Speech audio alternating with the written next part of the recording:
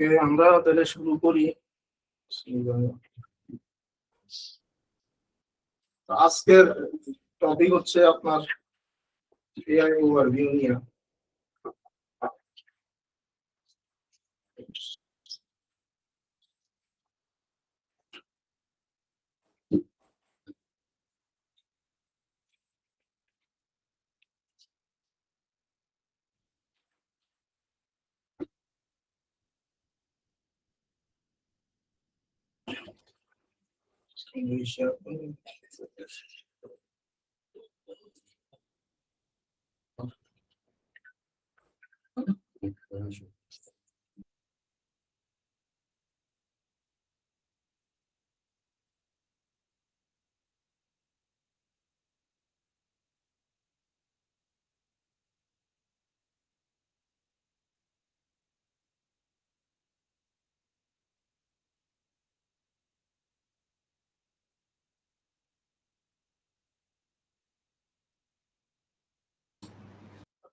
কি সবাই দেখতে পাইতেছেন? জি ভাই, দেখা যাচ্ছে।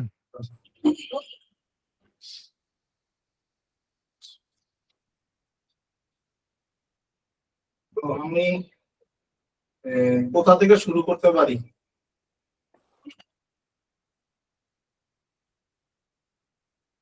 এআই ওভারভিউ নিয়ে আমরা কোন দিক থেকে শুরু করতে পারি? কেউ যদি একজন স্টার্ট করতো, কোনো প্রশ্ন বা কোনো কিছু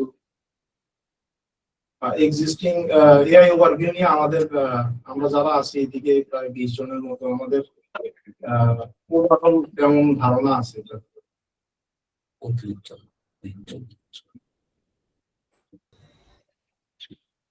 এই বিষয়ে কেউ কথা বলতে চান, বলতে পারেন, শুরু করতে পারি 2 মিনিটে।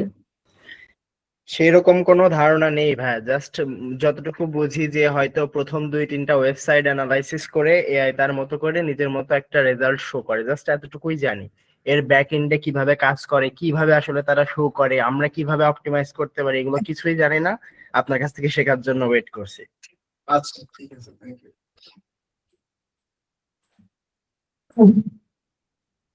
আসলে আমি কি খুব বেসিক থেকে শুরু করবো, নাকি আমি চেকলিস্ট দিয়ে দিব যে এআই ওভারভিউ র্যাঙ্কিং করার জন্য কি পদ্ধতি অনুসরণ করা প্রয়োজন, নাকি একদম বেসিক থেকে বিস্তারিত আলোচনা করবো?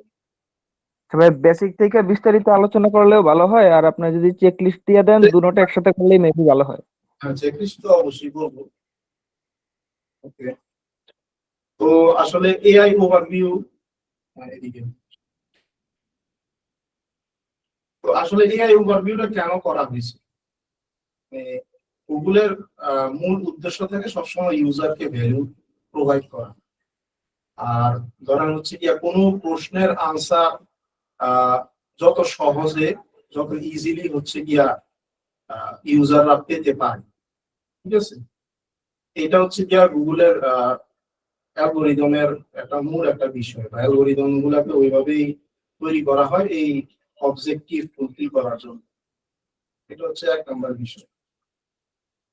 তো এআই ওভারভিউতে আপনার ইনফরমেটিভ যে পার্টটা আছে, আমরা যারা ব্লগিং করি, ইনফরমেটিভ কন্টেন্ট ক্রিয়েট করি, তাদের জন্য এআই ওভারভিউ আসার পরে প্রথম জুন মাসে যে আপডেটটা হয়, ওই আপডেটে দেখা যায় যে অধিকাংশ সাইট গুলা তাদের ট্রাফিক হারায় ফেলছে, এবং বড় বড় সাইট গুলো তারা তাদের ট্রাফিক বেসিক্যালি ইনফরমেটিভের পার্ট থেকে অনেকটাই হারাই গেছে। তো সেই ক্ষেত্রে সার্চ কনসোলের অবস্থা হয়েছে এরকম যে ইমপ্রেশন বাড়তেছে, বা ইমপ্রেশন স্টেবল আছে, এভারেজ পজিশনও ওকে ফাইন স্টেবল আছে, বা সিটিআর নাই, বা ক্লিক আসতেছে না, ভিজিটর আসতেছে না। ভিজিটর কোথায় যাইতেছে? এআই ওভারভিউতে সাইট লিংকের মাধ্যমে চলে যাইতেছে। এখন এআই ওভারভিউ অপটিমাইজ করার ক্ষেত্রে কি কি বিষয় আসতে পারে, ওইটা এই আলোচনার সাপেক্ষে আমি সামনে বলবো। কমার্শিয়াল যে সমস্ত কোয়েরি গুলো আছে, ওই কোয়েরি গুলাও তখন এআই ওভারভিউতে চলে আসছিল। কমার্শিয়াল, ইনফরমেশনাল, অলমোস্ট প্রায় 80% এর উপরে আপনার এআই ওভারভিউতেই আগে রেজাল্ট আসতো। বাট রিসেন্ট যে আপডেটটা গেছে ওই আপডেটে আমার নিজেরও একটা ওয়েবসাইটে আমি দেখছি যে আবার পুনরায় ট্রাফিক আসা শুরু করছে। তো এই যে টেস্টটা গুগল চালাইছে, প্রথম এআই ওভারভিউকে খুবই অ্যাগ্রেসিভলি হচ্ছে কি আপডেট দিচ্ছে যে সবকিছু এআই ওভারভিউতেই আসতে হবে। হ্যাঁ, তো এই অবস্থান থেকে গুগল তার কিছুদিন আগের যে আপডেটটা দিছে ওইটা থেকে কিছুটা হইলো এআই ওভারভিউ যে ডমিনেন্স আছে সার্ভে ওইটা অনেকটা কমায় ফেলছে। পাশাপাশি অর্গানিক যে রেজাল্টটা আসতো সেই রেজাল্টের 86% ম্যাচ করে এআই ওভারভিউ এখানে, যেটা আগে কিনা অর্গানিক ভাবে রেজাল্ট ছিল ভিন্ন, এআই ওভারভিউ রেজাল্ট ছিল আরেকটা। এবং এআই ওভারভিউতে র্যাঙ্কিং করার ক্ষেত্রে বেসিক্যালি দুইটা ফ্যাক্টর কাজ করে, এবং দুইটা ফ্যাক্টরে আমরা যদি আলোচনা করি তাহলে এটার ভিতরে আরো অনেক ইন্টারনাল ফ্যাক্টর আছে। তো বেসিক্যালি দুইটা ফ্যাক্টরই আছে। এক নাম্বার হচ্ছে আপনার আপনার মানে অথরিটি বা ট্রাস্ট, আপনার যে ডোমেইনটা আছে সেই ডোমেইনের গুগলের কাছে কি পরিমাণ ট্রাস্ট আছে।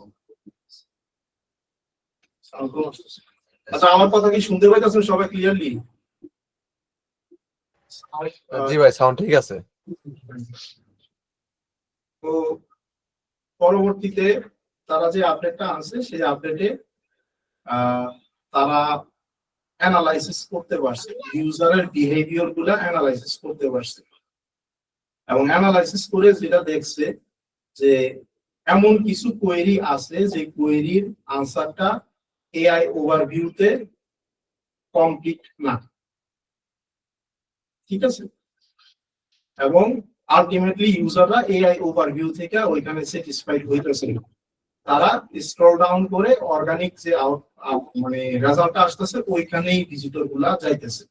সো এআই ওভারভিউ যে রেজাল্টটা আসছে সেই রেজাল্ট থেকে কি পরিমাণ ভিজিটর এআই ওভারভিউতেই সন্তুষ্ট হয়ে গেছে বা স্যাটিসফাইড হয়ে গেছে, ইউজারের ইনটেন্ট কত পার্সেন্ট হয়েছে আর কত পার্সেন্ট ভিজিটর অর্গানিক ভাবে যাইতেছে, ওইটা ডিটারমাইন করে গুগলে বর্তমানে রিসেন্ট আপডেটটা দিচ্ছে। তো যে ধরনের টপিক বা যে ধরনের টাইপস অফ কোয়েরি গুলা এআই ওভারভিউতে যথেষ্ট ইনটেন্ট ফুলফিল হয় না, ওইগুলাতে এআই ওভারভিউ নয়তো সরাই ফেলছে, অথবা এআই ওভারভিউ রেজাল্টটাও ওই অর্গানিক যে টপিক যার কাছে যাইতেছে তাকেই সাইট করতেছে, মানে মেনশন করতেছে, ঠিক আছে।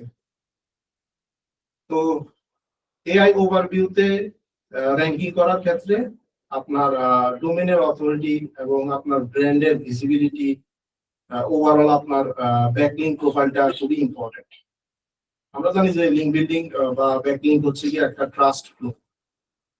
আপনাকে আপনার নিশের অন্যান্য যারা আছে তারা আপনাকে মেনশন করতেছে আপনার ব্র্যান্ড নেম হিসেবে, তো এই ক্ষেত্রে আসলে ওভারঅল ট্রাস্ট ফ্লোটা অনেক বেড়ে যায়। আর সেকেন্ডলি হচ্ছে আপনার কন্টেন্ট এবং আপনার কন্টেন্টের স্ট্রাকচার, আপনার কন্টেন্টের আউটলাইন ইত্যাদি বিষয়গুলো।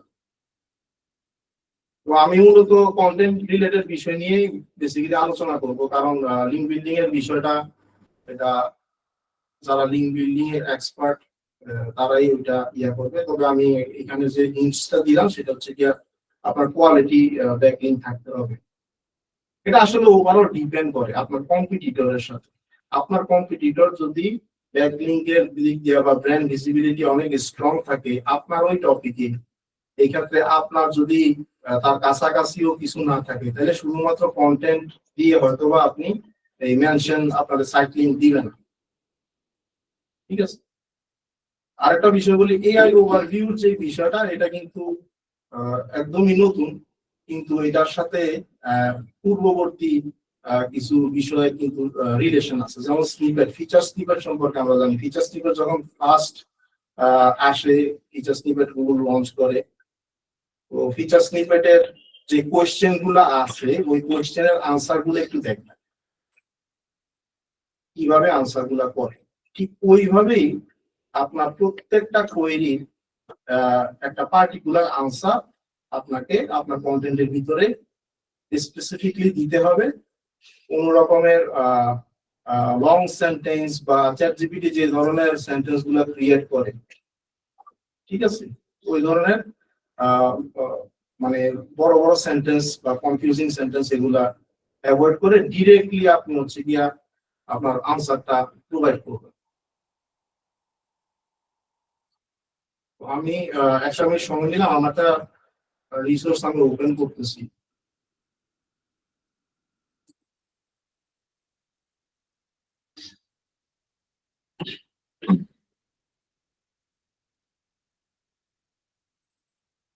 তো এই রিসোর্সটা আমি তৈরি করছিলাম এআই ওভারভিউ আসার অনেক আগে। এই জিনিসটাই আসলে আমরা আগে থেকে প্র্যাকটিস করি। স্টোরিটা করি, আসলে স্টোরি এই কনভার্সন সিস্টেম 2024 আমি ক্রিয়েট করি 2024 এপ্রিলের 1 স্ক্রিনটা শেয়ার দেয়া।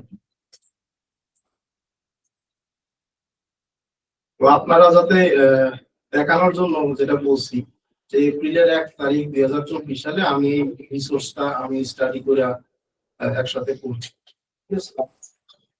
এবং আমার রিসোর্সের মূল ইন্সপিরেশন ছিল SEObythec.com এই সাইটটা।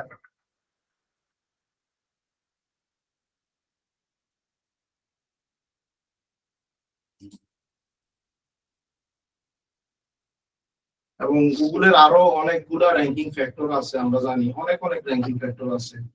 ওই র্যাঙ্কিং ফ্যাক্টর গুলো পরোক্ষভাবে কাজ করে, ঠিক আছে।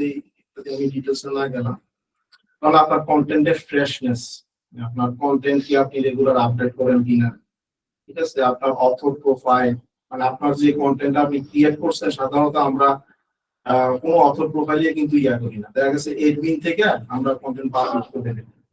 পাশাপাশি আমরা গ্র্যাভাটারের প্রোফাইল সেট আপ করি না। গ্র্যাভাটার সম্পর্কে কেউ কি জানেন কিনা আমি জানি না। গ্র্যাভাটার হচ্ছে একটা সিনক্রোনাইজড একটা প্রসেস। গ্র্যাভাটারে অ্যাকাউন্ট ওপেন করে আপনি আপনার অথর প্রোফাইল ক্রিয়েট করতে পারবেন এবং ওই অথর প্রোফাইলে আপনার সোশ্যাল মিডিয়ার অ্যাকাউন্ট গুলো আপনি অ্যাড করবেন, ঠিক আছে। এই সাপেক্ষে আপনাকে অথর প্রোফাইলের র্যাঙ্কিং এর একটা বিষয় আছে, গুগলের অথর প্রোফাইল র্যাঙ্কিং এর একটা বিষয় আছে। অথর প্রোফাইলটা সরাসরি EAT-র সাথে সম্পৃক্ত, মানে আপনি যে একজন রিয়েল অথর সেইটা আপনি অথর প্রোফাইলের মাধ্যমেই গুগলকে সিগন্যাল দিতে পারেন। সো এটাও একটা এআই ওভারভিউ র্যাঙ্কিং এর একটা ফ্যাক্টর। ভাইয়া গুগল মিটের টুলবারটা একটু হাইড করে দিবেন কাইন্ডলি, ওই যে ইয়াটা টুলবারটা। আচ্ছা আচ্ছা, কোনটা?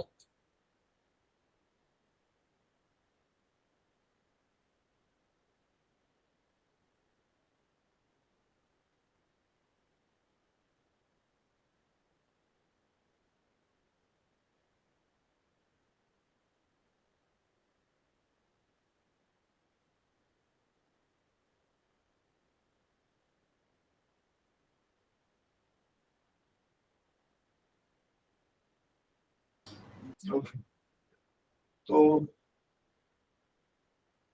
যে কোনো টপিক নিয়ে আমরা যখন একটা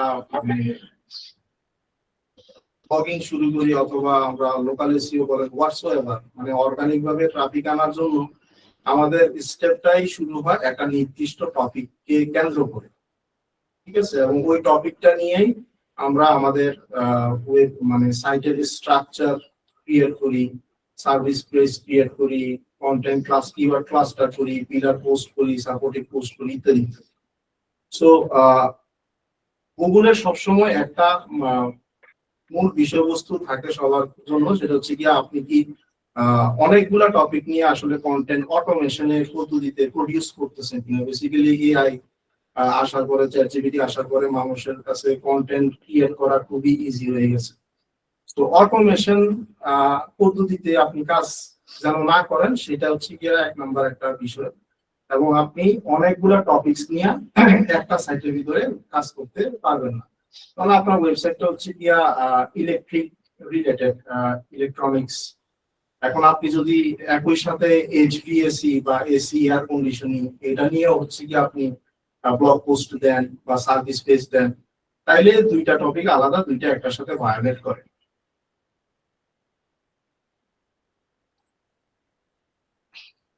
এটা হচ্ছে বেসিক কন্টেন্ট জেনারেশন গাইডলাইন। এই গাইডলাইনটা আমি 2024 সালে আপনি দেখতেই পাচ্ছেন যে এপ্রিলের আগে আমি পড়ছিলাম, এবং ঠিক সেম জিনিসটাই মূলত এআই ওভারভিউতেই কাজ করে। ঠিক আছে, সো আসলে সার্চ ইঞ্জিনের প্যাটার্ন পরিবর্তন হয়, আর সার্চ ইঞ্জিনের কোর যেই আসলে অপটিমাইজেশন আছে ওই কোর জিনিসের তেমন কোনো পরিবর্তন হয় না।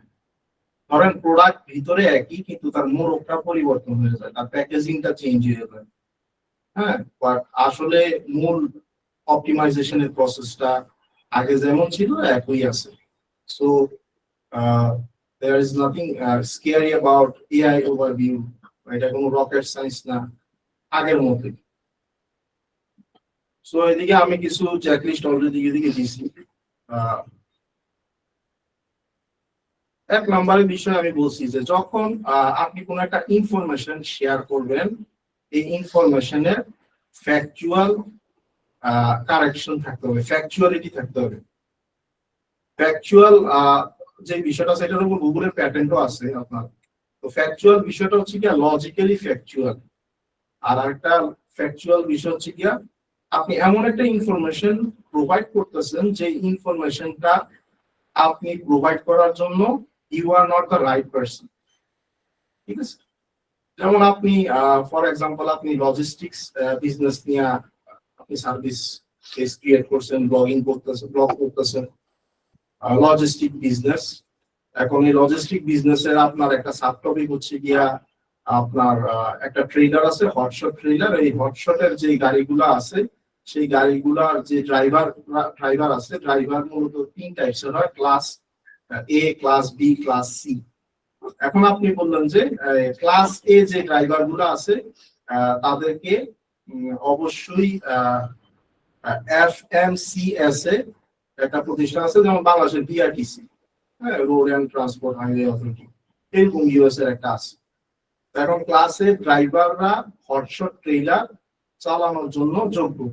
আপনি যদি ক্লাস বি হন অথবা ক্লাস সি ড্রাইভার হন, সেই ক্ষেত্রে আপনি এই ধরনের বড় বড় হলার গুলা বা ট্রেলার গুলা আপনি চালাতে পারবেন না। এবং সেই ক্ষেত্রে আপনি স্পেসিফিক একটা ইনফরমেশন শেয়ার করলেন, যে ইনফরমেশনটা FMCS এই ওয়েবসাইটের কোন না কোন একটা কন্টেন্টের ভিতরে আছে, right?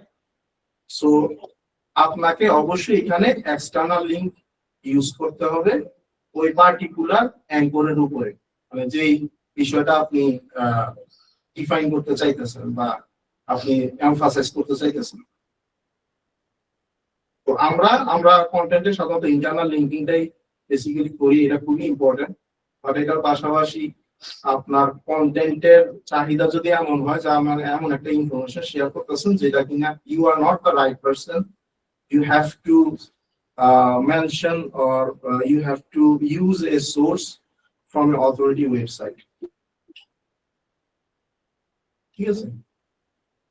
Number 2, grammatical accuracy, and never use an everyday language in the articles. Everyday language মানে slang টাইপের যে লেখাগুলো, মানে আমি উদাহরণ দিয়ে বলতে পারি যে বাংলাদেশের আঞ্চলিক কিছু টাইপস অফ ওয়ার্ড আছে যেগুলো প্রমিত ভাষায় ব্যবহার করা হয় না। ঠিক আছে, ওই বিষয়টা। Don't use অ্যানালজিস। অ্যানালজিস বিষয়টা কি এটা আমরা জানি, কারণ আমরা তো হয়তো অ্যানালজিস বিষয়টা, অ্যানালজিসটা কি এটা একটু ডিফাইন করতে হবে।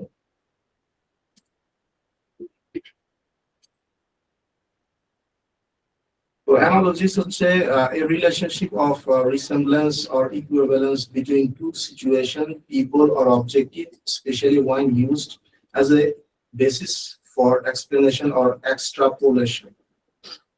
ঠিক আছে। Contrast, differences, dissimilarities, এটার অপোজিট। মূলত অ্যানালজিস বিষয়টা হচ্ছে মেটাফোর। মেটাফোর মানে হচ্ছে কি আমরা রূপক ভাবে যে বিষয় নিয়ে আমরা আলোচনা করি, মানে প্রপার ফ্যাক্ট না, এটা মেটাফোর। ঠিক আছে। তো মুহূর্তে উদাহরণ দিতে পারতেছি না, তো আমি সার্চ করতেছি মেটাফোর রেফারেন্স।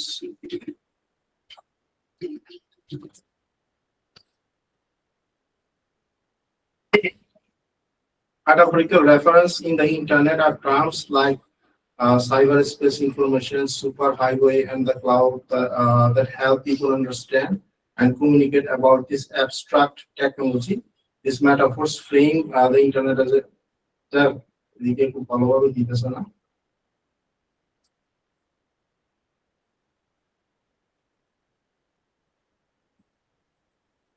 মেটাফোর বিষয়টা হচ্ছে গিয়া আপনি আপনার দৃষ্টিভঙ্গি থেকে আপনি একটা জিনিসকে একটা কনসেপ্ট আপনি শেয়ার করবেন, যেটা কিনা ইন্ডিভিজুয়ালি পার্সন টু পার্সন তার নিজস্ব মতের দৃষ্টিভঙ্গি অনুযায়ী ভিন্ন হইতে পারে। সো অ্যানালজিস বিষয়টা হচ্ছে অনেকটা এরকম, ঠিক আছে?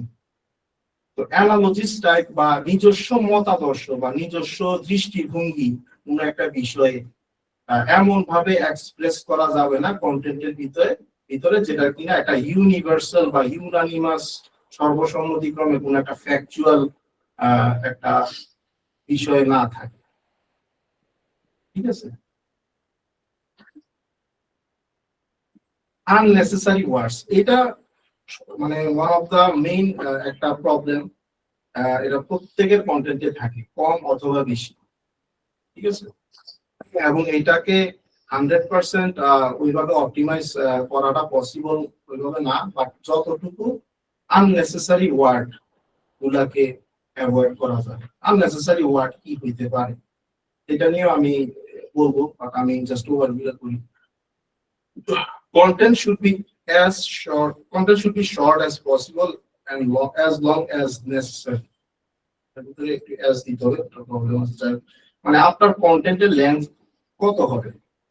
অধিকাংশ রাইটাররা কন্টেন্ট তৈরি করতে বা সাধারণত ম্যাক্সিমাম, বিশেষ করে যারা কিনা একটু বিগিনার অথবা ইন্টারমিডিয়েট লেভেলে, তারা সবসময় একটা চিন্তায় বা দ্বিধাদ্বন্দ্বে পড়ে যায় যে কন্টেন্টটা কি খুব বেশি বড় হবে নাকি কন্টেন্টটা 1000 ওয়ার্ডের হবে না 2000 ওয়ার্ডের হবে, কন্টেন্টের আসলে লেন্থটা কেমন হওয়া উচিত।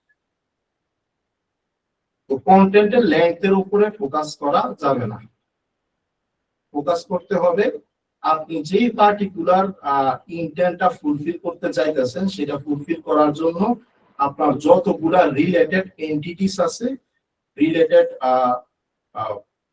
কোয়েরি গুলা আছে, ওই কোয়েরি গুলাকে আপনার হেডিং স্ট্রাকচারের ভিতরে নিয়ে এসে এবং একটা নির্দিষ্ট হায়ারার্কি অনুযায়ী আপনাকে এটাকে সাজাইতে হবে। মানে প্রথম যে হেডিংটা হবে সেই হেডিংটা হবে most important headings.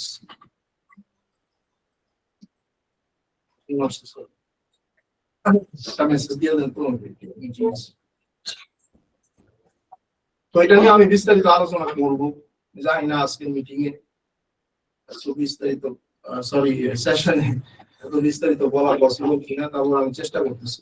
Always use short sentences instead of long sentences, এটা খুবই ইম্পর্টেন্ট একটা বিষয়। এবং আমাদের এই যে চ্যাট জিপিটি জেনারেট যে আউটপুট গুলো আছে, সেন্টেন্স গুলো অনেক বড়, ঠিক আছে, এবং অনেক বেশি কম্পাউন্ড ওয়ার্ড ইউজ করে। সেন্টেন্সের স্ট্রাকচারটা ইম্পর্টেন্ট, স্ট্রাকচারটা কেমন হবে সেটাও আমি আলোচনা করব। অলওয়েজ গিভ আনসার ডিরেক্টলি, এটা খুব ইম্পর্টেন্ট, এটা আমি এর আগেও বলছি যে একটা প্রশ্নের আনসার যদি ইয়েস অথবা নো হয় তাহলে আপনি এটা অ্যাফার্মেটিভ ওয়েতে প্রথম সেন্টেন্সটা প্রোভাইড করবেন, অথবা এটা যদি নেগেটিভ হয়, না বোধক হয়, তাহলে আপনি নেগেটিভ ওয়েতে এক্সপ্রেস করবেন ফার্স্ট সেন্টেন্সটা হেডিং এর পরে, ঠিক আছে? Example of AI optimised passage block, এখানে একটা এক্সাম্পল দেওয়া আছে। What is the best budget tablets for note taking? The Samsung Galaxy Tab S6 Lite is often recommended for students who want a budget-friendly note-taking devices. It supports S Pen, এটার এই feature আছে, এটার cost হচ্ছে এত, ইত্যাদি ইত্যাদি বিষয়। কিন্তু দেখেন যে প্রথম সেন্টেন্সটাতে কিন্তু আনসারটা দিয়ে দিচ্ছে যে এইটা হচ্ছে গিয়া সবচেয়ে বাজেট ফ্রেন্ডলি একটা প্রোডাক্ট, স্যামসাং গ্যালাক্সি ট্যাব। এখন এইটার সাপেক্ষে সে কিন্তু এখানে লজিক রিপ্রেজেন্ট করছে। আপনি আনসার দিবেন বাট আপনার আনসারটাকে ফ্যাকচুয়ালি কারেক্ট করার জন্য আপনি এমন কিছু এন্টিটি ইউজ করবেন যে এন্টিটি গুলা এটার সাথে কানেক্টেড। এন্টিটি কি হইতে পারে? স্মুথ হ্যান্ডরাইটিং ইনপুট, এটা একটা entity, related entity. So entity বলতে গেলে এন্টিটি কি, এই বিষয়টা নিয়ে যদি কথা বলি, এন্টিটি বিষয়টা কি এটা সম্পর্কে কারো ধারণা আছে? নাইলে আমার কিন্তু এটা মানে এক্সপ্লেইন করতে হবে। নাউন এন্টিটি,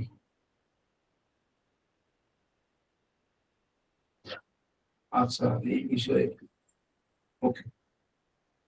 তো অবশ্যই এসইও যারা করেন তারা অবশ্যই এন্টিটি অপটিমাইজড মানে অন পেজ এসইও প্র্যাকটিস করতে হয়, এবং এই জিনিসটা জানা হচ্ছে কি একদমই বাধ্যতামূলক। ঠিক আছে, এবং শুধু এন্টিটি কি এটা নিয়ে যদি আলোচনা করি তাহলে অনেক সময় আলোচনা করা যাবে, একটু একটু বাই ক্লিয়ার করে। আচ্ছা ঠিক আছে, এন্টিটি হচ্ছে কোন একটা টপিকের ভিতরে রিলেটেড নাউন গুলো। এন্টিটি মূলত অনেক প্রকার হয়। এন্টিটি হচ্ছে থিংস, পিপল এন্ড অর্গানাইজেশনস। ঠিক আছে, things, people and organisations. Things হচ্ছে কোন একটা প্রোডাক্ট হতে পারে, কোন বস্তু হইতে পারে। পিপল মানে হচ্ছে গিয়া কার জন্য হইতে পারে। অর্গানাইজেশন হচ্ছে গিয়া কোন প্রতিষ্ঠান বা কোন গ্রুপ গুলা এটার সাথে কানেক্টেড।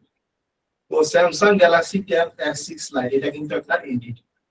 ঠিক আছে, এবং এই এন্টিটিটাকে ডিফাইন করে ফ্রেজ বেসড এন্টিটি,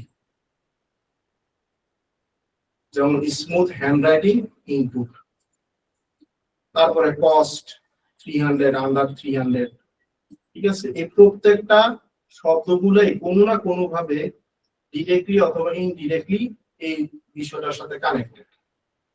আমি সামনে আগাই।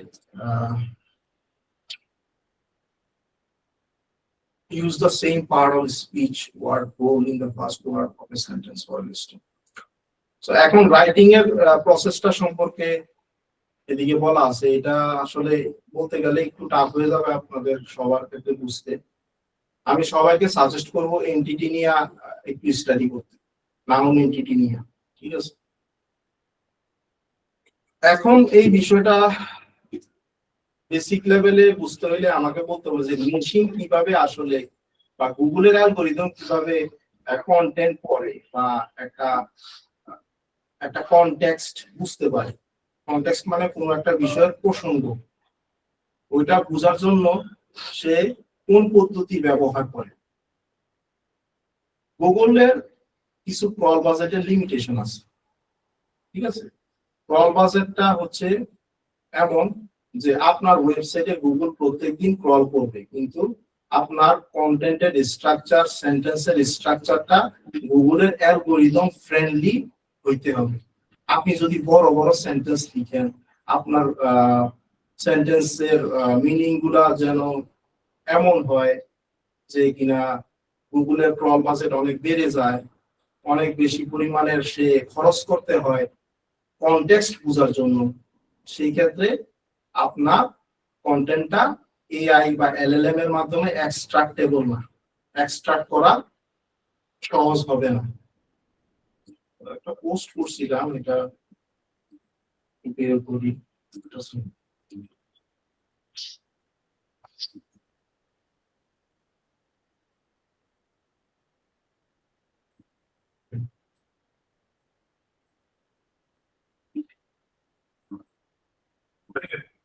আমি মাঝে মধ্যে আমার প্রোফাইলে টুকটাক জিনিস শেয়ার করি, আমি নিজেও কোনো কিছু জানলে লিখলে হয়তো বা বিষয়টা আমার মাথায় ভালোভাবে আসে। আমি নিজেও আসলে স্টাডি করতেছি এই বিষয়ে।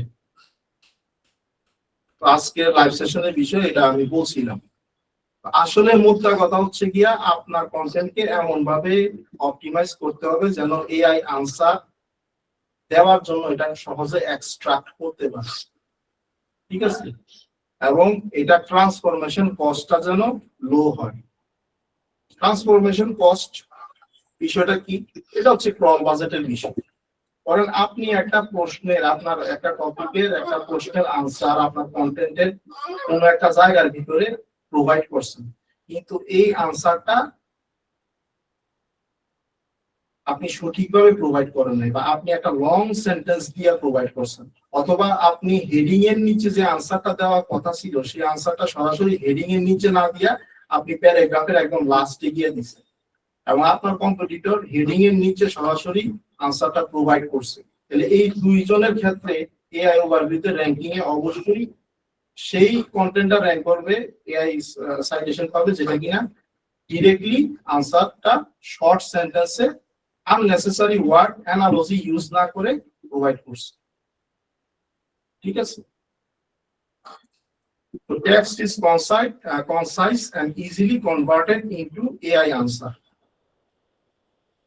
increasing the likelihood of Google selection. আর টেক্সট হচ্ছে ভার্বস মানে অনেক বেশি ওয়ার্ডই আর কি আপনার, এবং ডিফিকাল্ট হয়ে যায় আপনার মেশিনের জন্য, অ্যালগরিদমের জন্য এটাকে কনভার্ট করা, and reducing the chances of Google selection to get the AI overview citations. এবং AI overview factor দুইটাই আমি মেইনলি বলছিলাম, ব্র্যান্ড নেম সাইটেশন এবং কোয়েরি ফ্যান আউট স্ট্রেংথ।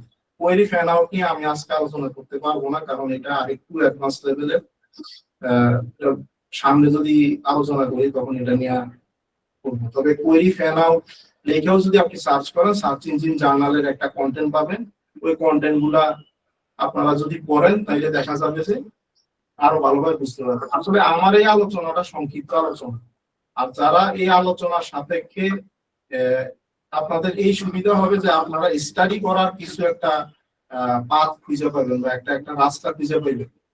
ঠিক আছে ভাই, জিনিসটার নামটা আরেকবার একটু বলে দেবেন প্লিজ? কোয়ারি এটা দিয়ে দিতেছি।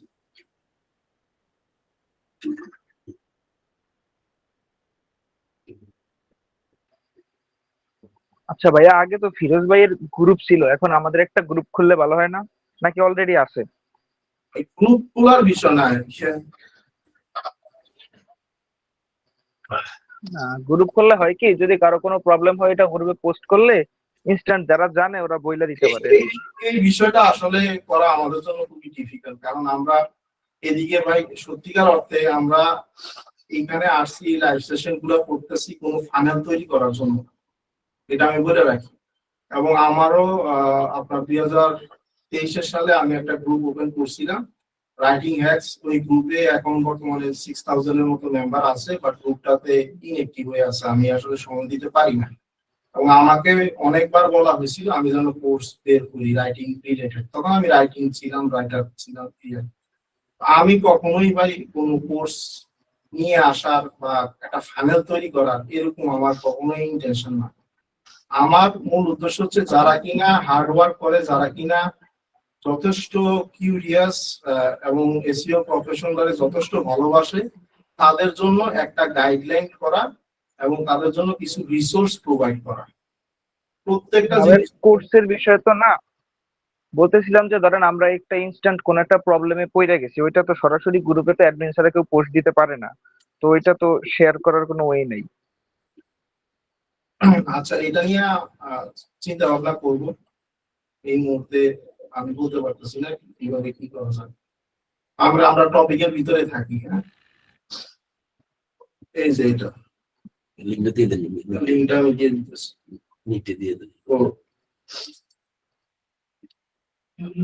তবে আমি যেই রিসোর্স প্রোভাইড করি সেই রিসোর্স নিয়ে আপনি স্টাডি করার পরে যদি কোনো কিছু না বুঝেন বা কনস্ট্রাকটিভ ওয়েতে আপনি যদি কোশ্চেন করেন, তাহলে অবশ্যই আমি এই ক্ষেত্রে অবশ্যই হেল্প করার চেষ্টা করব। আমি এটা লিংকে দিয়ে দিচ্ছি, গুগল মিটের আপনার ইয়াতে লিংকটা দিয়ে দিচ্ছি, ওই কন্টেন্টটা পড়ে নিন, এটাতে আশা করি জানতে পারবেন।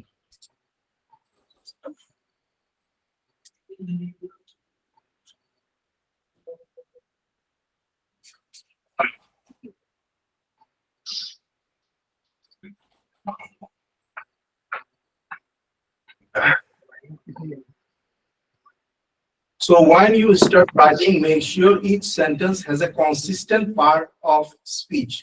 such as a verb followed by a noun for a clarity and coherence across posts or pages.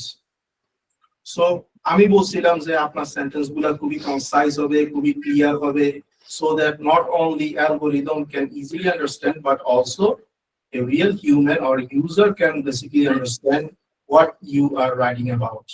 So when you are writing a long sentences with analogical types of expressions, then this is very hard. মানে এরকম খুবই কঠিন হয়ে যায় মানুষের জন্য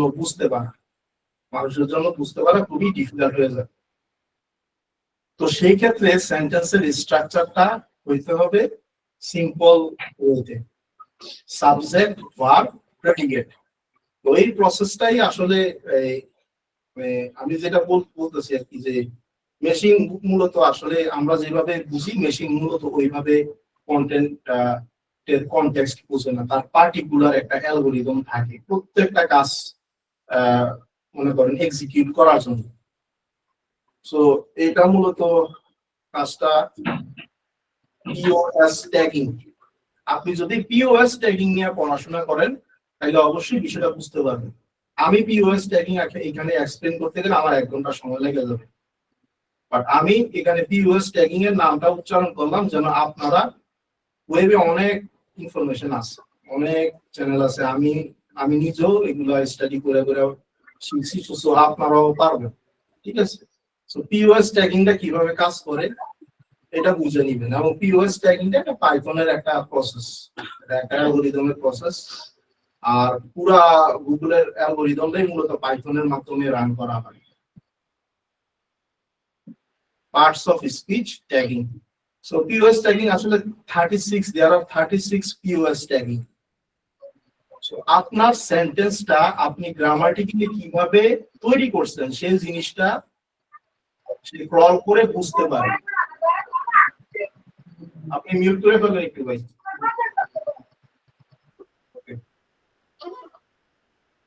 so POS tagging মূলত rule based হয়, আরো এদিকে বিশেষ বিভিন্ন টাইপসের হয়, এগুলা করে নিয়ে। তো গুগল যেহেতু তার পার্টস অফ স্পিচ বুঝতে পারে, গ্রামাটিক্যাল রিলেশনশিপ বুঝতে পারে, এবং এটা মনে রাখেন গ্রামার যে বিষয়টা আছে, ব্যাকরণ যে বিষয়টা আছে, এটা কিন্তু একটা ম্যাথমেটিক্যাল প্রসেস, ঠিক আছে? আপনি সেন্টেন্সের স্ট্রাকচার কিভাবে করলে এটা ভার্বের পরিবর্তে অ্যাডভার্ব হবে, ঠিক আছে? ধরেন আই এম রং, এখানে যদি আপনি লিখেন আই ইজ রং, এটা কিন্তু অ্যালগরিদম বুঝতে পারে আপনি মানে গ্রামাটিক্যাল ইনকারেক্ট সেন্টেন্স ক্রিয়েট করছেন, কারণ আই এর পরে সবসময় এম ই হয়, রাইট? সো এখানে একটা প্যাটার্ন আছে, গ্রামারের একটা প্যাটার্ন আছে, এবং আমরা যখন কোনো সেন্টেন্স তৈরি করি সেটা যদি গ্রামাটিক্যালি অ্যাপ্রোপ্রিয়েট না হয় সেক্ষেত্রে আপনার র্যাঙ্কিং সিগন্যাল ডাউনের দিকে চলে যাবে।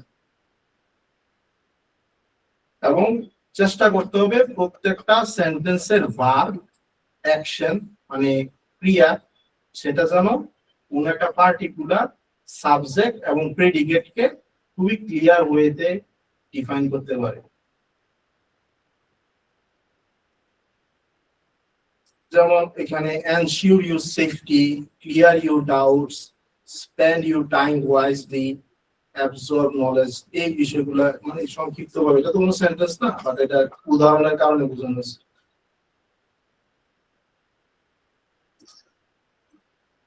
এগুলো আমি বলবো না, এটা আরো একটু অ্যাডভান্স লেভেলের, আমি আগে মেইন বিষয়গুলো বুঝি। এদিকে এই জায়গাটা প্রোভাইড ডিরেক্ট আনসার, এটা তো বলছি। Ensure clarity and consciousness to cater to both singular and plural interpretations. What are the benefit of cycling? এখানে মানে রং এবং রাইট আনসারটা কি হবে এই জিনিসটা একটু দেখেন, এটা খুবই আপনারা সবাই বুঝবেন আশা করি। কারণ কোন একটা হেডিং আপনি দিলেন যে বেনিফিটস অফ সাইকেলিং, রাইট? খুবই ইম্পর্টেন্ট একটা বিষয় বলতেছি, সবাই একটু খেয়াল রাখেন। আপনার কন্টেন্টের সাইকেলিং নিয়ে আপনি একটা সাইট তৈরি করছেন, একটা নিচ সাইট তৈরি করছেন, এটা এফিলিয়েট সাইট হতে পারে, ব্লগিং হইতে পারে। এখন অবশ্যই সাইকেলিং নিয়ে যেহেতু এই টপিকে আপনি কাজ করতেছেন, এটার বেনিফিট নিয়ে আপনার একটা পিলার পোস্ট থাকবে, এটা স্বাভাবিক। তো এই বেনিফিট নিয়ে যখন আপনি কথা বলতেছেন তখন আপনার হেডিংটা অথবা টাইটেলটা অবশ্যই প্রশ্নবোধক ভাবে হবে। কারণ আপনি হেডিংটা দিলেন বেনিফিটস অফ সাইকেলিং, এটা প্রপার না। প্রপার হচ্ছে what are the benefits of cycling. যখন আমরা হেডিং স্ট্রাকচারটাকে কোয়েশ্চেন ওয়েতে কম্পোজিশনাল কোয়েরিজ বা কোয়েশ্চেন আকারে আমরা সাজাই এবং ওই কোয়েশ্চেনের নিচে সরাসরি আমরা ডিরেক্ট আনসারটা প্রোভাইড করি এবং প্রথম সেন্টেন্সটা ডিরেক্ট আনসার প্রোভাইড করার পরে পরবর্তী সেন্টেন্স গুলা আমরা ওই আনসারটাকে ফ্যাকচুয়ালি ডিফাইন করি যে এই কারণে এটা বেনিফিট। প্রথমে আমরা বলে ফেলি যে এটা হচ্ছে বেনিফিট, এভাবে করলে বেনিফিটটা পাওয়া যাবে। তারপরে আমরা এটাকে কেন বেনিফিট, এটার এই বিষয়বস্তু আছে যার কারণে এটা বেনিফিট ইত্যাদি ইত্যাদি আমরা ডিপলি আলোচনা করি। Just because of we are defining hour answer. একদম সেম ওয়েতে আপনি চিন্তা করেন, এটা মানে সম্পূর্ণ একটা ন্যাচারাল প্রসেস। ভুলে যান আপনি এসইও, ভুলে যান কন্টেন্ট, এভরিথিং।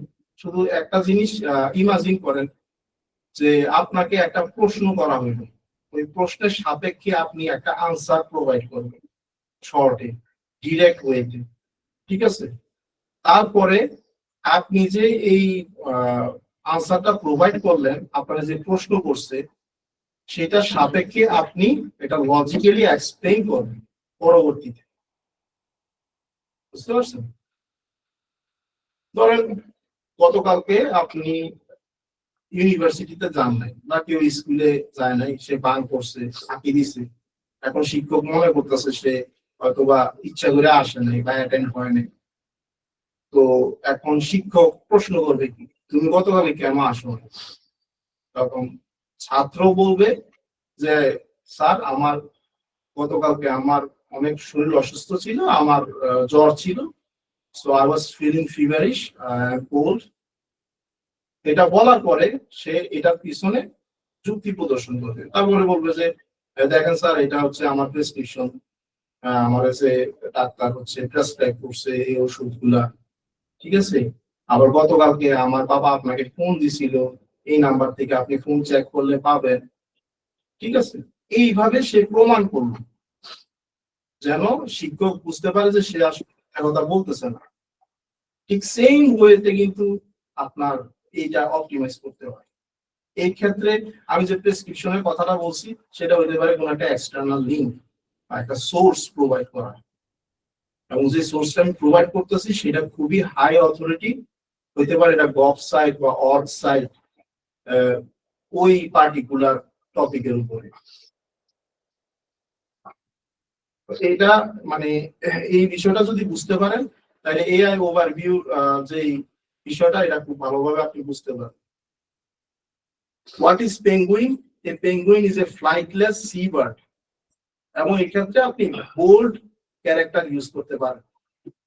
বোল্ড ক্যারেক্টারটা আমরা নাউন এন্টিটিটাকে বোল্ড ক্যারেক্টার হিসেবে আমরা ইউজ করি। Signal the answer part, not the relevance. In simple words, just bold the answer part, which is flightless seabird.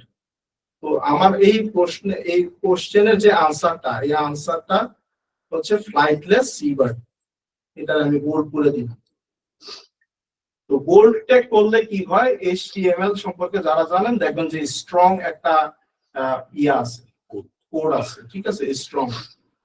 তো যখন আপনি কোন একটা পার্টিকুলার ফ্রেজের উপরে স্ট্রং একটা ট্যাগ ইউজ করেন HTML এ, তখন সে এটারে নাউন এন্টিটি হিসেবে ধরে আনে বোল্ড করার সাপেক্ষে। সেক্ষেত্রে আপনি গুগলের প্রম্পট বাজারকে অপটিমাইজ করে ফেলবেন এটা কি নাউন এন্টিটি কিনা, এটার জন্য সে আর ফার্দার কোনো রকমের প্রসেসিং ইউনিট ইউজ করবে না।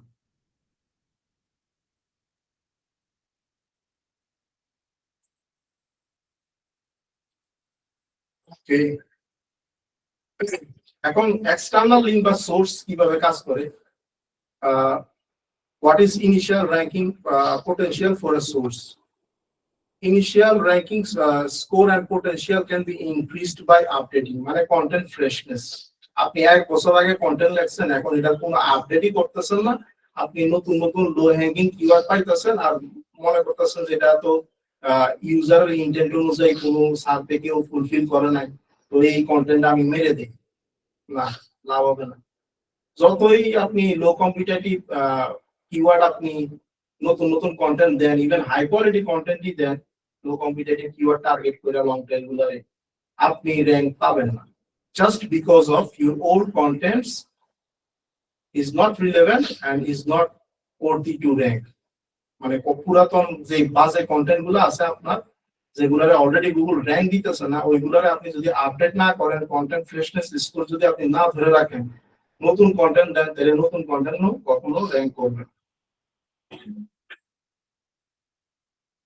এবং একটা টপিককে ফ্রিকোয়েন্টলি কভার করে যাইতে হয় টপিক্যাল অথরিটি পাওয়ার ক্ষেত্রে। টপিক্যাল কভারেজ যেটা বলে এটা। পাশাপাশি আপনার টেকনিক্যাল এসইওটা অবশ্যই দেখতে হবে, পেজ স্পিড আছে, অন্যান্য অনেক কিছু আছে, ঠিক আছে। তো এই যে স্ক্রিনশটটা দেখতেছেন, এটা কিন্তু সার্চ সেন্ট্রাল ব্লগের কন্টেন্টের স্ক্রিনশট, মানে আমি স্ক্রিনশট নিয়ে রাখছি নোট করার জন্য। এবং আপনার টপিকটাকে আপনি সোর্স বলতে কি সোর্স হতে পারে, শুধু এক্সটার্নাল লিঙ্ক যে সোর্স তা কিন্তু না, এক্সটার্নাল লিঙ্ক তো অবশ্যই সোর্স। সেক্ষেত্রে আপনার ভিডিও দিতে পারেন, কোন একটা নিউজের রিপোর্ট দিতে পারেন, যে নিউজটা সিএনএন বা Fox news authority news channel গুলো যেখানে এই ইনফরমেশনটা আছে। এবং FAQ, social commentary, A timeline of how the story has played out, ইত্যাদি ইত্যাদি অনেক কিছু বিষয় আছে, ঠিক আছে।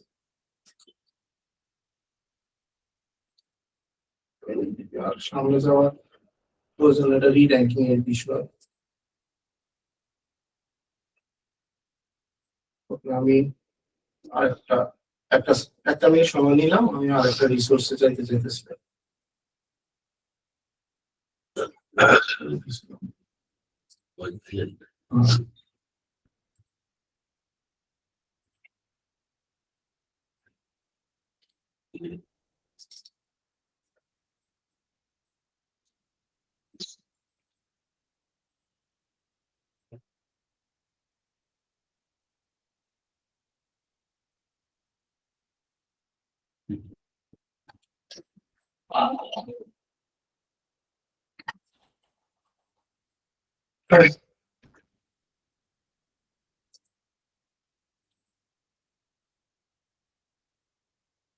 একটা সেকেন্ড।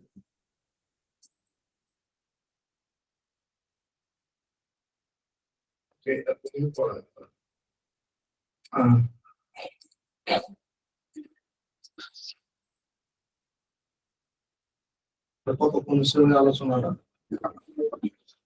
এই মোটামুটি 20-45 মিনিট। 15-20 মিনিট আমরা আলোচনা করে শেষ করে দেব। আসলে ভাই 1 ঘন্টার ভিতরে ডিটেইলে সব আলোচনা করা পসিবল না, হয়তো বা নেক্সট লাইভ সেশনে আমরা সেকেন্ড পার্ট নিয়ে আলোচনা করব। সো এআই ওভারভিউ র্যাঙ্কিং ভায়া কোয়েরি পার্সিং প্যাসেজ আনসারিং।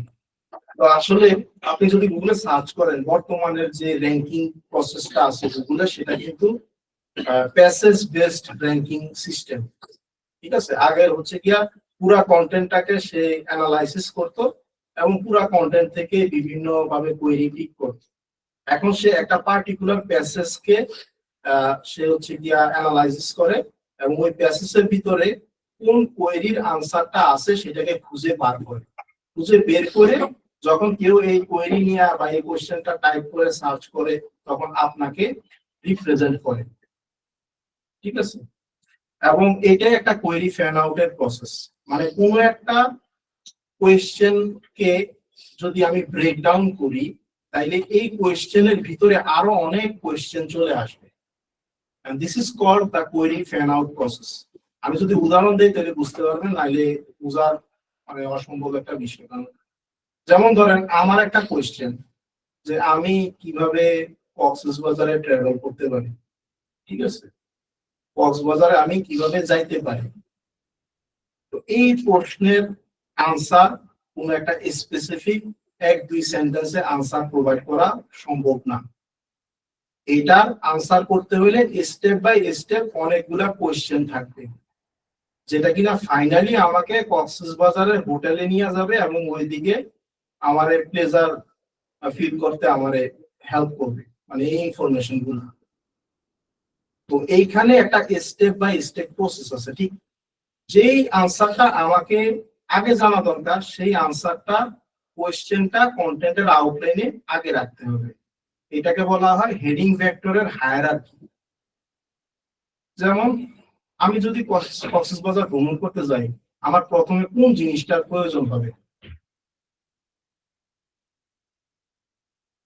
প্রথমে আমাকে জার্নি করতে হবে, আমাকে কোনো একটা রুট চুজ করতে হবে, কোনো একটা ট্রান্সপোর্টেশনের টাইপস আমাকে চুজ করতে হবে, ওয়েদার এয়ার, বাস অথবা কার, বিভিন্ন ওয়েতে, ট্রেনের মাধ্যমে এখন যাওয়া যায়, রাইট? এই বিষয়টা আগে আসবে। তারপরে আসবে হচ্ছে গিয়ে এই বিষয়ের ভিতরে যে আমি যদি বাস দিয়া যাই তাহলে বাসের খরচ হচ্ছে এত কস্ট, ঠিক আছে, এবং এর ভিতরে কোন বাসটা সবচেয়ে বেটার, ট্রেন দিয়ে গেলে কি হইতে পারে, বিভিন্ন রকমের কোশ্চেন আছে, এটা মানে অনেক কিছুই আছে।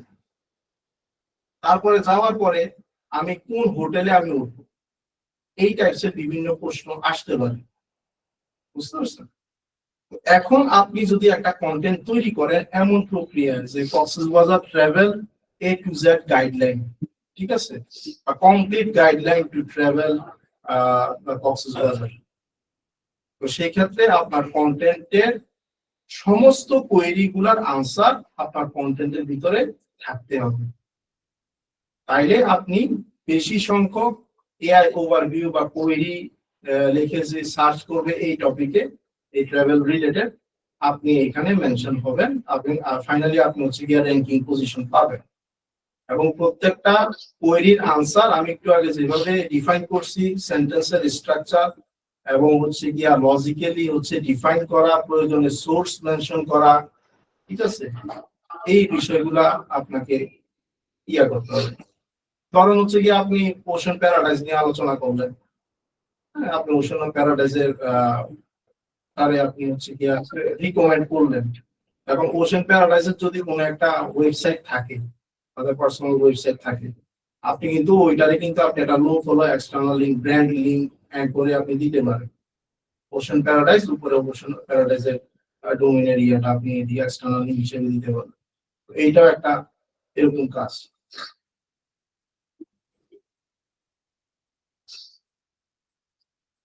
তো এখানে আমাদের জানতে হবে প্রত্যেকটা কোয়েরি কিছু পার্টিকুলার এন্টিটি থাকে এবং ওই এন্টিটি গুলা এট্রিবিউটস থাকে এবং এই কন্টেন্টটার একটা ইন্টেন্ট থাকে, মানে মানুষ মানে ইন্টেন্টটা কি, আমি যদি কক্সবাজার ট্রাভেলে কিভাবে করতে পারি, কিভাবে যাইতে পারি কক্সবাজার ট্রাভেলটারে সাকসেসফুল করার জন্য, আমার ইন্টেন্টটা কি, আমার ইন্টেন্টটা হচ্ছে একটা ট্যুর রিলেটেড ইন্টেন্ট, ঠিক আছে। এই ক্ষেত্রে আমার এন্টিটি গুলা কি হইতে পারে, কক্সবাজার এন্টিটি হইতে পারে, লাবণী বিচ এন্টিটি হইতে পারে, তারপরে আপনার বাস, ট্রেন, ঠিক আছে, সৌদিয়া, বিভিন্ন বাসের প্রতিষ্ঠানগুলা, এগুলা হচ্ছে রিলেটেড এন্টিটি। আরো সহজে যদি বলতে চাই, আমি যদি ক্রিকেট নিয়ে আলোচনা করি তাহলে অবশ্যই আমার আলোচনার ভিতরে ব্যাট, বল, আম্পায়ার, তারপরে বিভিন্ন প্লেয়ারের নাম, এই বিষয়গুলো অবশ্যই আমার কন্টেন্টে থাকতে হবে, ন্যাচারালি থাকতে হবে, ফোর্সফুলি না। এই বিষয়টা যদি কেউ অপটিমাইজ করতে পারে তাইলেই তার কন্টেন্টটা এআই ওভারভিউতে না সব জায়গাতেই র্যাঙ্ক করবে। এআই ওভারভিউর বিষয়টা আসলে পার্টিকুলারলি শুধুমাত্র এআই ওভারভিউতে র্যাঙ্ক করার বিষয় না, এটা ওভারঅল র্যাঙ্কিং সিস্টেমটাই এই প্রসেসেই কাজ করে।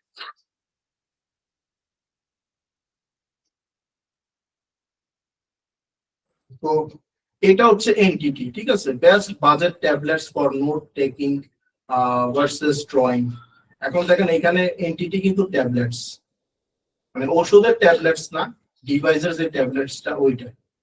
এখানে এট্রিবিউটস হচ্ছে budget, note taking, drawing. Attribute কি সেটা আমি বলবো, ইন্টেন্টটা তো কি সেটা তো আপনারা জানেন, আমি বলছি এখন আবার। তো এট্রিবিউট হচ্ছে এমন একটা বিষয়, এট্রিবিউট হচ্ছে দুই প্রকার, একটা হচ্ছে মেইন এট্রিবিউট আর একটা হচ্ছে গিয়া সাবসিডিয়ারি অথবা সেকেন্ডারি এট্রিবিউট। আপনি যেই বিষয়ে আলোচনা করতেছেন সেই বিষয়টা আলোচনা করতে গিয়ে এমন নাউন এন্টিটি গুলা বা এমন বিষয়গুলা, এট্রিবিউটস গুলা যদি না আসে আপনার কন্টেন্টে, তাহলে বুঝতে হবে আপনি পুরাই ফ্লাফ করতেছেন কন্টেন্ট। আপনি অবশ্যই কোন একটা রিভিউ যদি তৈরি করেন বা কম্পারিশন রিভিউ তৈরি করেন, সেক্ষেত্রে অবশ্যই বাজেট, নোট টেকিং, ড্রয়িং, এরকম ডিফারেন্ট বিষয়গুলা অবশ্যই অপটিমাইজ হইতে হবে কন্টেন্টের ভিতরে। এমন না যে এফএকিউর ভিতরে হইতে হবে, আবার হেডিং এর ভিতরে হইতে হবে, যে কোন জায়গায় হইতে পারে naturally. It sounds like real, it sounds like logical, that's it. এটা কোনো মানে পারফেক্ট আনসার নাই যে এই অ্যাট্রিবিউটটা ওই জায়গাতেই হবে, এখানে হবে না, এরকম কোনো আসলে শর্ত বা বিষয়গুলা এরকম।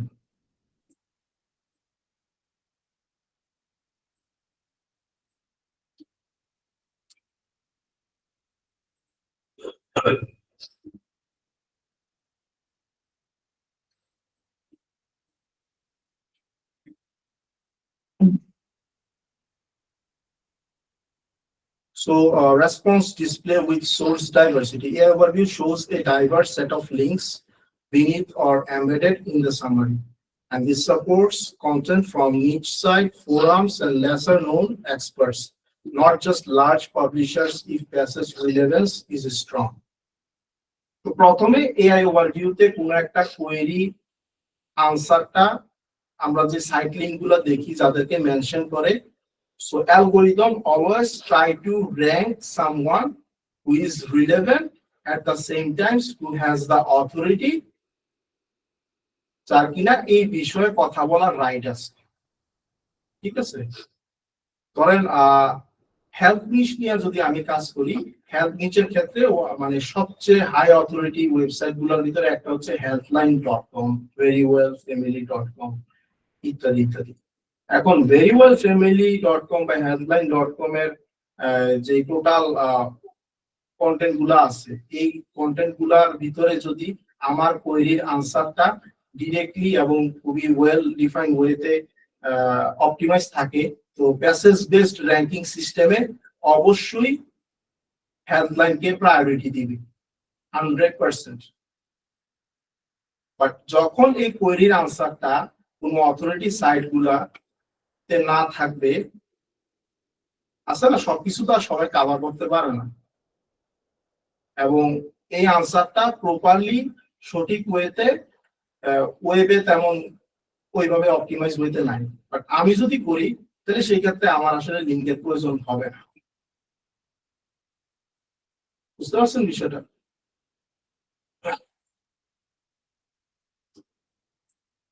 সো এআই ওভারভিউ বিষয়টা পুরোপুরি আসলে একটা হিউম্যান বিহেভিয়ারকে অ্যানালাইসিস করে এই আপডেটটা নিয়ে আসা হয়েছে, এবং হিউম্যানের বিহেভিয়ারটা কিভাবে সেটা আমি প্র্যাকটিক্যালি বলে দিছি। সেটা বলছিলাম হচ্ছে গিয়া, একজন টিচার যদি একজন স্টুডেন্টকে আনসার মানে কোয়েশ্চেন করে, why don't you show up yesterday, তুমি কেন আসো নাই, তাহলে সে এখানে প্রথমে যেই বাক্যটা ব্যবহার বলবে, প্রথম যে সেন্টেন্সটা বলবে সেটা বলবে কারণটা স্পেসিফিক ভাবে বলবে, যে গতকাল আমার জ্বর ছিল, বা আমার পেট ব্যথা ছিল, বা আমার দাদি মারা গেছে, এই হয়েছে সেই হয়েছে। আর পরবর্তী সেন্টেন্স গুলাতে টিচার তার চেহারার দিকে তাকায় থাকবে এবং ওয়েট করবে যেন সে তার এই আনসারটাকে লজিক্যালি এবং এভিডেন্স সহকারে সে হচ্ছে গিয়া প্রোভাইড করে। So it sounds like real.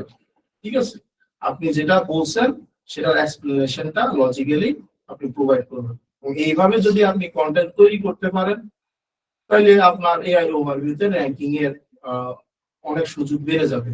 But finally আপনার কম্পিটিটরদের লিঙ্ক প্রোফাইল যদি অনেক স্ট্রং হয় এবং আপনার কম্পিটিটর কন্টেন্টও যদি আপনার কন্টেন্টের অনেকটা কাছাকাছি হয়, তাহলে অবশ্যই আপনাকে বাদ দিয়া গুগল হচ্ছে গিয়া এই হাই অথরিটি ডোমেইন গুলারই র্যাঙ্কিং দিবে।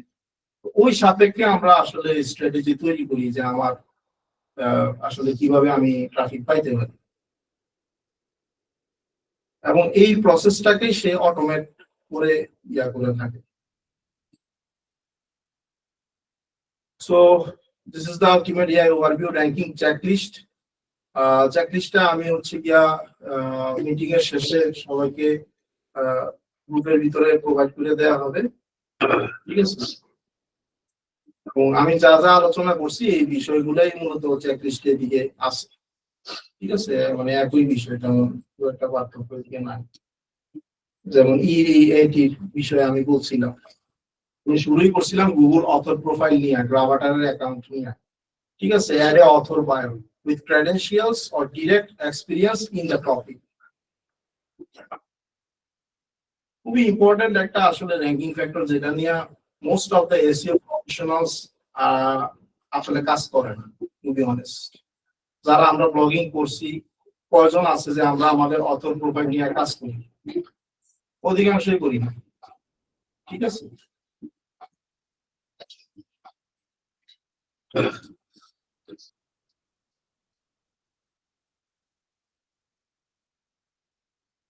Atomic content blocks. Atomic content blocks এটা নিয়ে আমি আলোচনা করছি যে প্যারাগ্রাফ গুলা খুবই কনসাইজ হবে, 2 থেকে 5টা সেন্টেন্সেস হবে এক একটা প্যারাগ্রাফ, এবং এক একটা প্যারাগ্রাফ এক একটা স্পেসিফিক সাব ইন্টেন্ট কে কভার করবে। যেমন আমি বলছিলাম যে কক্সবাজার যদি আমি ট্রাভেল করি, তাহলে প্রথম আমার স্টেজটা, first stage is to travel, is to go there, whether I can go there from air, by bus, by train. তারপরের ভিতরে আমি যদি বাসে ঢুকি, তাহলে বাসের কোন এন্টিটিটা আছে, সৌদিয়া দিয়ে আমি গেলাম বা এশিয়া লাইন দিয়ে গেলাম, কুমিল্লার আপনার এটা আমার মনে করছে গ্রিন লাইন, গ্রিন লাইন সোহাগ। তো এই এন্টিটি গুলা কি আপনার ওই প্যারাগ্রাফে আছে? যদি থাকে, ইট ইজ পজিটিভ। ঠিক আছে, তারপরে গ্রিন লাইনের হচ্ছে গিয়া কেমন কস্ট, কোন সময় গ্রিন লাইনটা ছাড়ে, এবং কোন সময় হচ্ছে গিয়া আপনি যদি বাসে ওঠেন আপনার জন্য খুবই ফ্লেক্সিবল হবে জার্নিটা, সেটা হইতে পারে রাতের বেলা। রাতের বেলা যদি হয়, তাহলে স্লিপিং কোচ আছে এমন বাস কোনটা? এমন মানুষও এমন কোশ্চেনও করতে পারে গুগলে আইসা যে কোন বাসটার ভিতরে স্লিপিং কোচ আছে যেটা দিয়ে আমি কক্সবাজার যাইতে পারবো খুব আরামের সাথে, তাই না? তো এই কোয়েরির আনসারটা কিন্তু আপনি ওই কন্টেন্ট থেকে সেটা পিক করবে এবং আপনাকে র্যাঙ্ক দিবে, এবং এটাকে বলা ইউনিক ইনফরমেশন গেইন স্কোর। মানে আপনার কম্পিটিটরের কোন ইনফরমেশনটা সে প্রোভাইড করতে ব্যর্থ হয়েছে, যেটা আপনি প্রোভাইড করলে আপনি র্যাঙ্কিং সিগন্যাল পাবেন। এই বিষয়টাকে বলা হয় কন্টেন্ট গ্যাপ অ্যানালাইসিস। এবং কন্টেন্ট গ্যাপ অ্যানালাইসিস না করে কন্টেন্ট ক্রিয়েট করলে শুধুমাত্র চ্যাটজিপিটির কিছু একটা ফর্ম দিয়ে এটা কখনোই আসলে আলটিমেট মানে অর্গানিক ট্রাফিক বা র্যাঙ্কিং পাবে না। ঠিক আছে, সো মেক শিওর দ্যাট আপনি যে কন্টেন্টটা তৈরি করতেছেন, the summary of my discussion, আপনি ওই কন্টেন্টের একটা হেডিং স্ট্রাকচার তৈরি করবেন, একটা আউটলাইন তৈরি করবেন, এবং যে আউটলাইনটা এমন ভাবে তৈরি করবেন যে আগের যে হেডিংটা, সেই হেডিংটা আপনার ওই আনসার, মানে ব্রড একটা আনসার বা কোয়েরির আনসার গুলো দিতে আগেরটা যেন প্রায়োরিটি লিস্টে আগে থাকে। কারণ ট্রাভেলের ক্ষেত্রে জার্নিটা সবার আগে। আপনি যদি এই হেডিংটা 3 নম্বরে দেন, তাহলে কিন্তু এটা প্রপার ওয়ে হলো।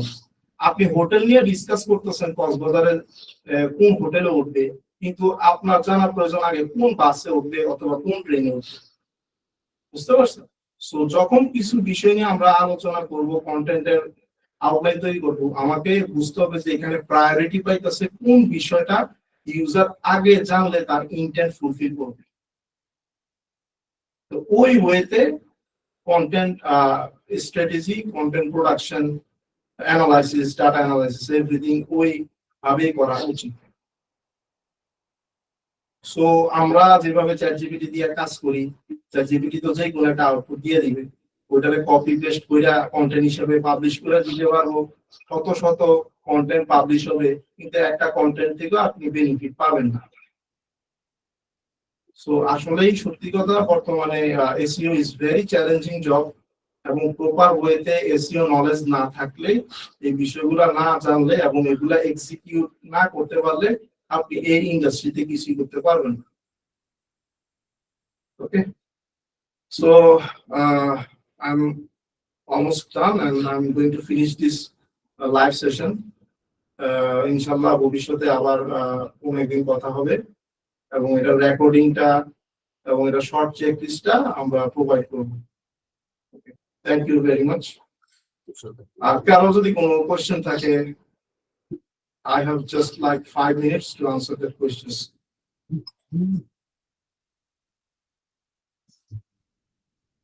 Okay, Shahzan bhai raised his hand. The videoটা কি yeah, video recorded video provide করা যাবে।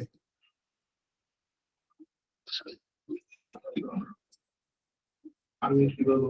সাবান ভাই বলতে শাহজান ভাই নাই মনে হয় এটাই মনে করছেন কোনটা? সাধারণ কি করছেন ভিডিও দিবে নাকি না হ্যান্ড রাইজ করছে ভিডিও প্রোভাইড করবেন না শাহজান ভাই, একটু পরে আসছে। হ্যাঁ ভাই ভিডিও প্রোভাইড করবো। কোথায় পাবো ভাই? আগের সেশন গুলো বুঝতেছি ভাই। আর তো আইসিইউ বিডি তে আছে তো এসইউ হেল্প বিডি এই গ্রুপের ভিতরে আছে। গ্রুপে আমার পার্সোনাল গ্রুপ আছে রাইটিং হ্যাকস, ওইখানেও আমি প্রোভাইড করে দিব। আমাদের এজেন্সিরও গ্রুপ আছে, ওইখানেও দিব। সব গ্রুপে দিয়ে সব গ্রুপে আমরা প্রোভাইড করবো যে গ্রুপে আছে। আচ্ছা আচ্ছা আচ্ছা আচ্ছা, থ্যাংক ইউ। আচ্ছা, একটা প্রশ্ন ছিল। হ্যাঁ ভাই বলুন। আচ্ছা, প্রশ্নটা হচ্ছে মানে এখানে ইএটিএ আপনি যেভাবে বলছেন আসলে খুব ডেপথ থেকে আলোচনা করছেন, তো এইগুলোর ভিত্তিতে আমরা যেটা মানে আমি একটা লাইভ একটা ওয়েবসাইট নিয়ে আমরা রিসার্চ করছিলাম প্রায় আজ থেকে 2 বছর আগে। ঠিক খুব মানে প্রত্যেকটা কন্টেন্ট ধরে ধরে এইভাবে করে ইয়া করা হয়েছে। কিন্তু আমার প্রশ্নটা হচ্ছে যে আসলে ওই এখানে আমরা তো মানে আমি যে আসলে ইএটি এর যে ব্যাপারটা, আমি তো আসলে একজন ডাক্তার না, আমি যখন হেলথ নিশে লিখবো তখন এখানে আমি তাকে গুগলকে কিভাবে প্রমাণ করব? তো ওই বিষয়টা যখন আইসা পড়ে, যেমন ধরেন আপনি হেলথ নিশের কথা যদি আমি যদি এসইও এক্সপার্ট হই তাহলে না আমি প্রমাণ করতে পারবো আসলে আমি এসইও এক্সপার্ট। এরকম কিছু ইন্ডাস্ট্রি স্পেসিফিক আসলে আপনি কি মনে করেন যে আসলে এই সকল সেক্টরগুলোতে আসলে গুগল ওই যে ইএটি যে অ্যাভাটার ওইটা প্রমাণ করাটা অনেক বেশি মানে ওই প্রমাণটা আসলে কিভাবে চায়? আমি যদি ধরেন আমি না হলে তো আমি লিখতে পারতেছি না, যে এটা তো আর মানে হয়তো আমি লিখলাম আমি এক্সপার্ট দিয়ে তো লেখি না, আমি তো রিসার্চ করে আপনি যেভাবে বলছেন এইভাবে লিখলাম, কিন্তু এটা তো প্রমাণ হইতো না যেহেতু আমি ডাক্তার না, কারণ আমার কাছে ডাক্তারের কোনো সার্টিফিকেট নাই বা ডাক্তারি কোনো আমি ইয়েও দিতে পারবো না। গুগলকে এই ব্যাপারটাকে কিভাবে দেখে, বা আসলে স্টিল ব্লগিং এর ক্ষেত্রে কি এগুলা পরে না? আমার কাছে মনে হইলো যে পরে আমরা একটা সাইট করছিলাম, এটা বলি টেক নিশে সাইট করছিলাম। তো সেক্ষেত্রে দেখা গেছে আমরা প্রত্যেকটা কন্টেন্ট প্রত্যেকটা লাইন বাই লাইন ধরে ধরে আমরা পড়ে ওইভাবে করে আমরা কন্টেন্ট গুলো দিচ্ছি। ইভেন সর্বোচ্চ ট্রাই করছি ইএটিএ মেনটেন করার জন্য। তারপরও আমাদের একটা পর্যায়ের পর আমরা মানে র্যাঙ্কিং হারাইছি। ভালোই ভিজিটর পাইছিলাম, প্রায় 47 এর মতো ভিজিটর পাইছিলাম, এরপর যে আমরা ধরে রাখতে পারিনি। সেম গোস টু মি, আমিও করছিলাম। কারণ এটা ব্লগ ভিডিও বলছি হ্যাঁ হ্যাঁ সেই কারণে তো ব্লগ ভিডিও ভাই আপনি তো আমার সময় বাড়াই দিলেন, এটা আনসার দিতে গেলে তো আমার আচ্ছা তাহলে আপনি সংক্ষিপ্ত দেন, আমি বুঝে নেবো, এত ডিপলি তে বলা লাগবে না, একবার সংক্ষিপ্ত বল যদি সম্ভব হয়। আচ্ছা ভাই, এটা 2023 সালে আমার একটা সাইট ছিল, ঠিক আছে? সাইটটা ছিল হেলথ মিশনের উপরে প্রেগন্যান্সি রিলেটেড সাইট, এবং ওই সাইটের একটা কনসেপ্ট ছিল, ওটা আইডো স্ট্রাকচার করে পিলার পোস্ট হিসেবে 10,000-12,000 টাকা প্রায় 40,000 মতো ভিজিটর আসে।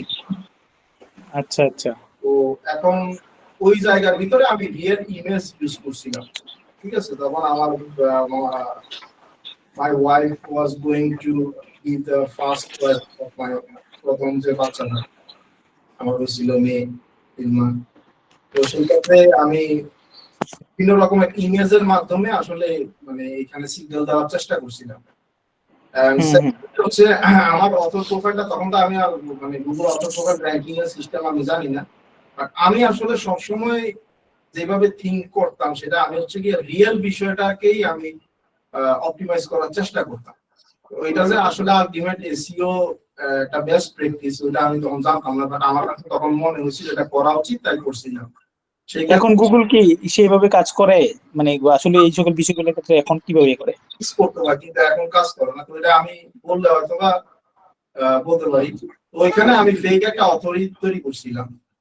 ফেক অথরের সোশ্যাল মিডিয়ার যত চ্যানেল ছিল সমস্ত চ্যানেলে আমি অ্যাক্টিভ ছিলাম, এবং আমি একটা প্রেগন্যান্সি রিলেটেড একটা ম্যাটারনিটি গ্রুপে ইউএস এর ওটাতে জয়েন করছিলাম।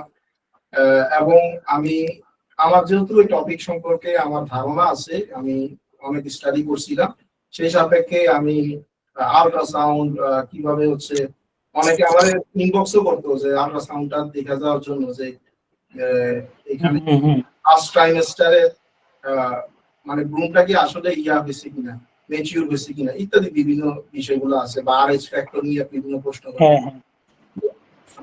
আপনার কন্টেন্টের কোয়ালিটির মাধ্যমে আপনি ইএটি ফ্যাক্টরের একটা র্যাঙ্কিং সিগন্যাল কাজ করে, ঠিক আছে? তো ওইভাবে কাজ এখন আসলে ব্লগিং তো অনেক বেশি চ্যালেঞ্জিং হয়ে গেছে, মানে আসলে কন্টেন্ট দিয়ে লিংকের ক্ষেত্রে যেটা করছিলাম সেটা হচ্ছে আমার অথরের ওই অথরের প্রোফাইলকে দিয়া আমি হচ্ছে কি একটা কেয়ার গিভারের একটা হচ্ছে কি এমসিকিউ টাইপের একটা পরীক্ষা ছিল, ওই পরীক্ষা দিয়ে আমি একটা ছোট্ট একটা সার্টিফিকেট পাইছিলাম, স্যার আই এম ওই অথর ছিল, এবং ওইটা দিয়ে আমি একটা লিংকও আমি নিছিলাম সিগন্যালটা দেওয়ার জন্য যে এই অথরটা এই বিষয়ে এক্সপার্ট। তো অথরের যে অ্যাবাউট আস পেজ আছে, সেই অথরের অ্যাবাউট আস পেজের ভিতরে অথর কোথায় পড়াশোনা করছে, কোন ইউনিভার্সিটি করছে, লিংক দিতে হবে বিষয়টা তা না, এই এন্টিটি গুলাকে রিলেভেন্ট ভাবে অপটিমাইজ করা, যেটা কিনা অধিকাংশ মানুষই কিন্তু ব্লগের ভিতরে অ্যাবাউট আস পেজ দেয় না বা অ্যাবাউট দ্য অপটিমাইজ করে না। আমি খুবই ভালোভাবে অপটিমাইজ করার পাশাপাশি আমি যে ওই সার্টিফিকেটটা পাইছিল কেয়ার গিভারের, ওইটাও কিন্তু আমি লিংক করছিলাম, এবং সেই সাপেক্ষে 3 মাসে 0 থেকে 30,000 ট্রাফিকে পৌঁছেছিল, ঠিক আছে? আপনাদের যখন হচ্ছে গিয়া আপনার এই যে হেল্পফুল আনহেল্পফুল কন্টেন্ট আপডেট আসছিল, সেই আপডেটের সাইটটা পড়ে গেছে। ভাগ্যক্রমে আমি বুঝতে পারছিলাম, আমি আগে এই সাইট বিক্রি করে দিচ্ছিলাম, আমাদের এটা বিক্রি করার সুযোগ হয় নাই, না আমরা আরেকটু অপেক্ষা করছিলাম ভালো করার জন্য। এইটাই আসলে আরেকটা মূল কারণ হচ্ছে লিংক বিল্ডিং বা ব্যাকলিংক প্রোফাইলটা স্ট্রং না থাকার কারণে এটা হতে পারে। অধিকাংশ ব্লগাররা লো কম্পিটিটিভ টপিক, লো কম্পিটিটিভ নিচ নিয়ে অর্গানিক ট্রাফিক নিয়ে আসে, বাট একটা নির্দিষ্ট টাইম আছে, ওই টাইমটা অতিক্রম করার পরে আপনাকে অবশ্যই ব্যাকলিংক এর প্রতি বা লিংক বিল্ডিং এর প্রতি আপনার সময় দিতে হবে, এবং হাই কোয়ালিটি ব্যাকলিংক আপনার নিতে হবে এই ট্রাস্ট সিগন্যালটা বা ইএপি এর বিষয়ে। এখন কিভাবে কাজ করে আসলে, ব্লগিং সাইট নিয়ে কাজ করতেছেন বা ব্লগ সাইট নিয়ে কাজ করতেছেন কিনা? এখন আমরা ব্লগ সাইট নিয়ে কাজ করতেছি না, বাট আমার কিছু মানে ব্লগ সাইট আছে, ওগুলা থেকে এখনো টুকটাক ট্রাফিক আসে, ওটার সিস্টেমটা একটু ডিফারেন্ট। যাই হোক, এখন আপনার প্রশ্নের যে আনসারটা মানে আরেকটু স্পেসিফিক ভাবে যদি মানে ওয়াইএল নিচ নিয়ে ব্লগ তো ভাই এমনি অবস্থা খারাপ, জানেন? তারপরে ওয়াইএল নিচ ইউর মানি ইউর ল বা হেলথ ল এইসব নিয়ে কাজ করা 100% বোকামি হবে, কারণ আপনি যদি আসলেই ডক্টর না হন, কোনো ওয়েতেই আপনি আসলে অথর প্রোফাইলে আপনি র্যাঙ্কিং করার জন্য যে শর্তগুলো আছে সেই শর্তগুলোকে আপনি ইয়া করতে পারবেন না। আপনার সার্টিফিকেট, আপনার ডিগ্রি, ঠিক আছে? আপনার লোকাল এসইওতে ক্ষেত্রে আমরা যে কন্ট্রাক্টরের লাইসেন্স আছে, এই লাইসেন্স যদি আমরা প্রোভাইড না করি, সাবমিট না করি, আমরা কিন্তু ডিরেক্টরি কিছু ডিরেক্টরি আছে ওইগুলোতে আপনার লিস্টিং এ ঢুকায় না। সো এইটাও একটা ইএডির একটা ফ্যাক্টর। সো এখানে আসলে গেম খেলার কোনো ওয়ে নাই বর্তমানে। বুঝতে পারছি। এমন একটা বিষয় যেটা কিনা মানুষের হেলথ, মানি এবং লাইফকে ওইভাবে থ্রেটেন হবে না, যে বিষয়ে আপনি আলোচনা করেন। কারণ আপনি পটারি নিয়ে আলোচনা করেন, মানে মাটির জিনিস কিভাবে তৈরি করে, এটার উপরে আপনি ডেভেলপ করতে পারবেন, এবং আপনার ইনফরমেশনটা গ্রহণ করে কেউ ওই রকম ক্ষতিগ্রস্ত হয়তো বা হবে না। রাইট। আচ্ছা, লম্বা না করি, এমনিতে অনেক দিন হয়ে গেছে। আচ্ছা, আসসালামু আলাইকুম। তো আমি আজকে বিদায় নিলাম, আশা করি আর তেমন কোনো কোশ্চেন নাই। আর ভিডিওটা, রেকর্ডের ভিডিওটা পুনরায় আবার দেখার চেষ্টা করেন, আগামীকালকে দিয়ে দেওয়া হবে। এবং অবশ্যই আমি যে সোর্স গুলো দিছি এগুলো স্টাডি না করলে আসলে এই ভিডিওটা রেকর্ডটা পুনরায় দেখেও লাভ হবে না। আপনার এনটিটি কি, এনটিটি অপটিমাইজেশন কিভাবে করে, এবং মানে সিমেন্টিক এসইও অনেকে বলে, এটা সিমেন্টিক এসইওরই একটা বিষয়, এবং গুগলের search engine semantic search engine মানে সিমেন্টিক ওয়েতেই কাজ করে। ওকে, গুড ডে, থ্যাংক ইউ।